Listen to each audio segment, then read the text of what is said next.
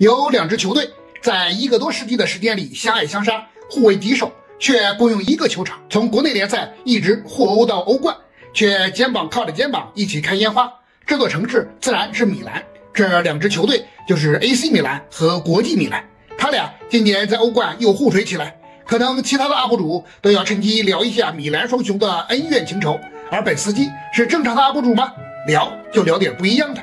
今天我们就尝试探讨为什么一个米兰城能够承载2个世界级百年豪门球队。注意啊，是2支豪门，而且已经豪了上百年了，绝不是靠着近些年全球化趋势和互联网浪潮成长起来的新贵，而是扎根在米兰城这片土壤的。这片土地究竟有什么神奇？凭什么能长出2棵参天大树？任何参天大树都是小苗长成的。在米兰最先栽苗的是一个叫爱德华兹的英国人。1899年，他伙同了几个老乡和朋友，成立了米兰足球与板球俱乐部。带着板球啊，没错了，肯定是英国人的组织。而这就是 AC 米兰。虽然说大英帝国在不做人方面相当成功，但在足球全球推广层面，实话实说是功不可没的。当时的米兰虽然不是英国人的殖民地，但是作为意大利第2大城市，北方重镇，米兰已经是重要的文化、经济、金融和工业中心。注意这些，这是米兰城能够形成肥沃足球土壤的关键因素。首先，米兰已经是典型的国际化都市，有大量的老外存在。这些老外除了有商人、银行家、外交官之外，还有不少的年轻学生来米兰上大学。这些学生群体恰恰是足球运动最早的参与者和推广者。这就是为什么英国贵族虽然鄙视足球这项粗暴肮脏的运动，却还喜欢到处推广的原因。不是精神分裂，是年轻时候的情怀作祟啊！也因为他们有钱有闲，才有可能出资去组建一些当时并不能盈利的俱乐部，用爱发电啊！不过在米兰，真正让足球飞速发展的是工人阶级。当时在米兰已经聚集起来大量的工业企业，机械制造、纺织、化学和冶金工业都已经形成规模，像贝奈利、皮雷利、斯尼亚等行业巨头都在米兰。大量的移民工人涌入，形成数量庞大的工人阶层，而足球与工人阶级先天契合。它简单易学，门槛极低，只需要一支皮球和一块平坦的草地就可以，哪怕不是草地也行。足球啊，还是一项集体性运动，球员必须紧密协作才能实现胜利，非常符合工人阶级的集体主义思想。足球比赛的结果往往取决于球员的体力和技术，而这些都是工人阶级所特长的范畴。既然是特长，就更容易取胜。工人阶级也将足球视为一种自豪和认同感来源。嘿，咱们工人有力量！嘿，所以啊，足球和工人阶级天生匹配，很快就代表了工人阶级的文化精神和生活方式。足球赛事也变成了工人阶级社交和娱乐的重要途径，而拿来做少年情怀的上层人士，特别是老板，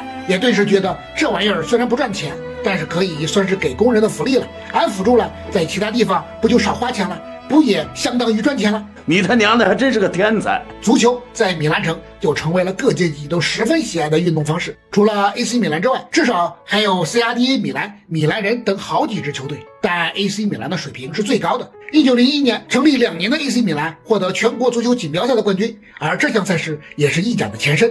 1906、1907年 AC 米兰连续2年夺冠，这进一步刺激了米兰足球氛围的发展。我作为一名足球 UP 主，一直在强调足球发展的基础是普及，成绩是水到渠成的，但也不得不承认，成绩是普及的促进剂，甚至是兴奋剂。1908年，在这种氛围下，国际米兰足球俱乐部也成立了。关于国际米兰的成立，也还有2种说法。一种说国际米兰是 AC 米兰的球员分离而形成的，一种说国际米兰是当时一名瑞士商人和7名意大利工程师成立的。不管哪种说法吧，都确定国际米兰的理念是融合更多元素，强调国际化和创新。这充分说明了一点，米兰城的足球诉求在蓬勃发展，需要更多球队了。大量的踢球参与者水平都达到了一定的高度，需要更多球队满足更多人上场踢球的诉求，球迷数量也已经到了需要细分市场的地步，来满足不同的审美要求了。以至于到现在还有一种说法，说 AC 米兰代表工人阶级，国际米兰代表中产阶级。当热爱奠定了基础之后，商业化就成了推动足球和俱乐部进一步发展的催化剂。因为受众很庞大，米兰的商业氛围又极其浓厚，不同企业冠名赞助的各类杯赛，在足球职业化之前就成了重要的推动力量。1909年，国际米兰成立1年后，就参加了当地的2项比赛，分别是帕拉达普斯杯赛和米兰人杯赛。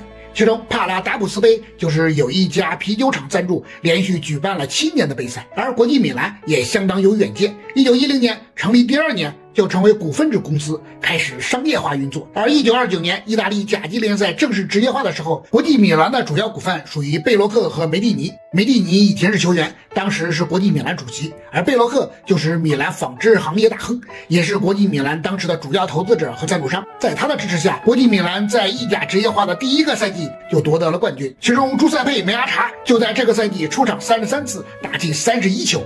对了，有眼尖的小伙伴注意到了，当时的国际米兰叫安布罗西亚纳队。当时在墨索里尼的法西斯势力威逼下，国际队合并了当时的 US 米兰人队，更名为安布罗西亚纳国际队。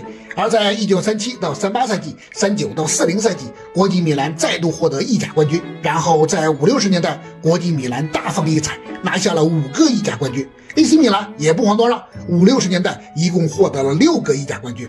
20年，米兰双雄获得一半以上的冠军，冠军杯也没闲着。两个队在这段时间内各获得2次欧冠。我们不是为了复述历史，而是要问为什么呢？这个时候的足球俱乐部已经很商业化，有钱才好使，而此时还没有什么泡沫化，电视转播啊、版权啊、全球化运营啊，还早得很。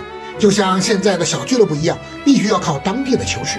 而第2次世界大战后，意大利工人运动进入繁荣期，工会恢复合法地位，工人集体运动在50、60年代又进一步升级，进入黄金期，政治改革和社会福利得到进一步增加。米兰是什么？工业重镇，产业工人巨多，工人阶级的热情和获得的福利就大量反馈在球市上。50、60年代门票收入占俱乐部总收入的具体比例，我没有查到详细数据，但1990年代初期，国际米兰的门票收入还占总体收入的50%左右，而这个比例到2010年下降到了10%左右，而到2019年则变成了2%。所以我们完全可以说，米兰双雄的诞生和成长完全就是依托于当地的足球文化和球迷热情上。到了90年代，整个游戏规则就发生了较大的变化。譬如 AC 米兰的90年代对意大利足坛乃至世界足坛的统治力，其实来自于贝鲁斯科尼的媒体帝国。作为传媒大亨和对政治有野心的强人，贝鲁斯科尼用电视为主体的现代媒体，让 AC 米兰突破区域的限制，变成了更多人的精神图腾，将米兰的俱乐部、意大利的俱乐部变成了全世界的俱乐部。而作为同城相爱相杀的对手，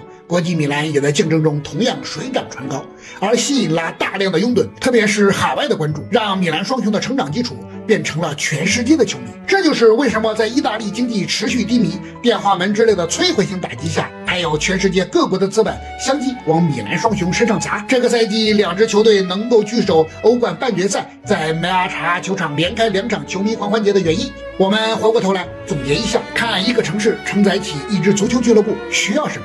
第一，就是足球文化和传统，这是我始终鼓吹足球普及的原因。不管当地工人阶级多还是少，让足球被更多人了解和接受，并进行尝试，才是一切基础的基础。第二，就是一定的消费能力，这里包括经济上的消费能力和时间上的消费能力，才能够吸引更多的球迷购买比赛门票、球衣等物品，同时也能够吸引更多的赞助商赞助球队，形成正循环。第三，成绩。看球啊，消费足球是一项精神需求，正反馈一定是提供一种自强、自尊、自豪的精神体验。如果只是将足球当成情绪宣泄的垃圾桶，是维持不了多久的。这就是资本的价值所在，用投入撬开正循环的一个口子。所以啊，足球一定是一个缓慢而长期的过程。栽下一棵树，要么是在10年前，要么是现在，但是你不能他妈不种啊，就期待凭空长出参天大树吧。这就是本期视频的全部了。如果让您还有那么一点收获或思考，就一键3连吧，下次就能快速找到我，聊聊新的话题。